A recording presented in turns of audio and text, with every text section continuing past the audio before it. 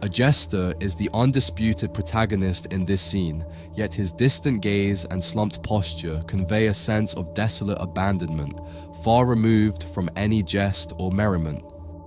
Stańczyk is a 19th century painting by Polish artist Jan Matejko, and many art enthusiasts consider it to be one of the saddest and yet most powerful compositions ever painted. The central figure of the painting is Stańczyk, said to be a famous court jester during the Renaissance in Poland. He sits alone in a dimly lit room, his head bowed, and his expression is nothing like what one would expect from a fool. He appears somber and lost in thought. Could the figures in the background have something to do with his sorrow? Two men and a woman gesturing with a fan, perhaps in a flirtatious manner, and a dwarf form a lively scene that starkly contrasts with the jester's melancholy. Could this be the reason for his sorrow?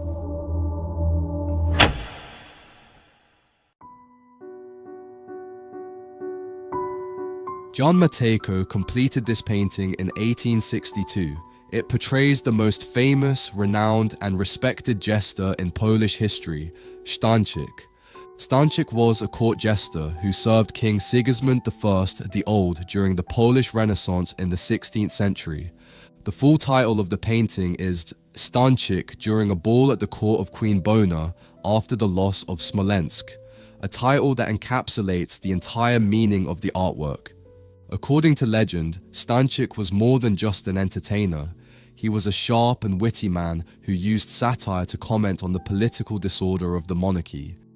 In the painting, Stańczyk is shown sitting, or rather slumped, into a chair, gripped by absolute sorrow and grief. The canvas is rendered in dark tones and a haunting combination of red and black to evoke a sense of helplessness and despair. Stańczyk, a jester whose job is to make others laugh, appears sad, poorly postured, and alone, while a lively celebration unfolds behind him. Stańczyk has turned his back on the party, signaling his disapproval of the monarchy's actions. He is deeply troubled by the sovereign's negligence in the face of the Russian invasion and capture of one of the empire's most important cities, Smolensk, which brings us to our next point. A discarded letter lying on the table bears the year 1533, written in distorted script referencing the Russian invasion of Smolensk. Smolensk was a major trade center for the Grand Duchy of Lithuania, which was also the court Stańczyk served. This detail of the painting reflects a pain that only Stańczyk seems to comprehend.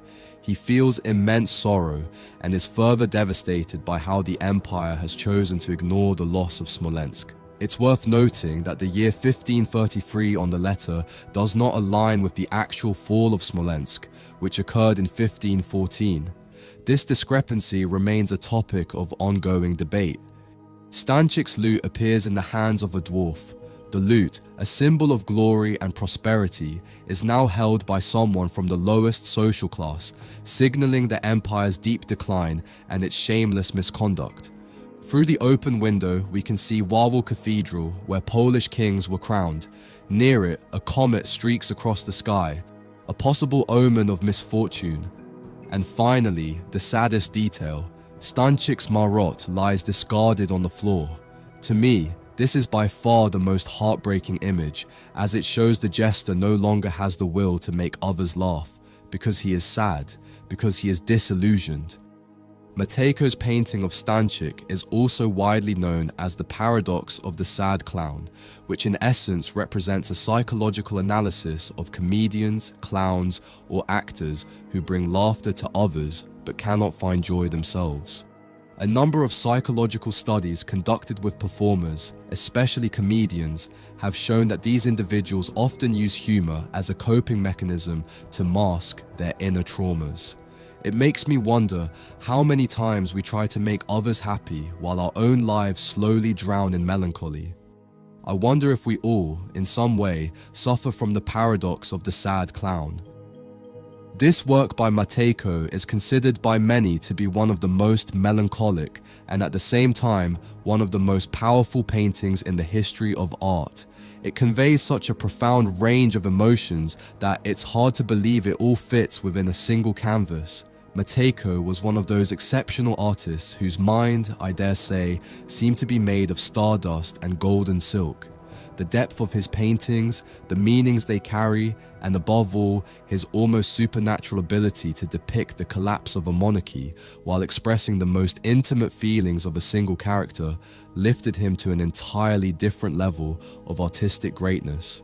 Stanchik's brilliance became a topic of conversation in many cities during the 16th century, and centuries later, in the 19th, Matejko's tragic and almost magical portrayal brought his name back into the spotlight, as if he had been summoned once again through brushstrokes and oil paint. The German philosopher Nietzsche once wrote, "Man is the only creature who suffers so deeply that he had to invent laughter." And perhaps there is no image that captures that idea more powerfully than that of Stanchik.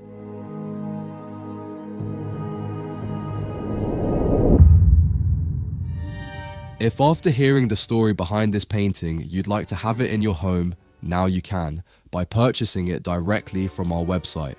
In the description, you'll find a link to browse our catalogue of over 500 historical masterpieces, carefully selected so you can collect your favourites. You can also get this artwork as a phone case, so you're not only protecting your device, but also carrying a piece of art with you wherever you go. Shipping is completely free worldwide, and by making a purchase, you're helping me continue creating videos like this one. The link is in the description. To wrap up, I'd love to hear your thoughts about this painting in the comments, and if you have something to add to the interpretation, it will be a pleasure to read your insights. Thank you for your support, and I'll see you in the next video.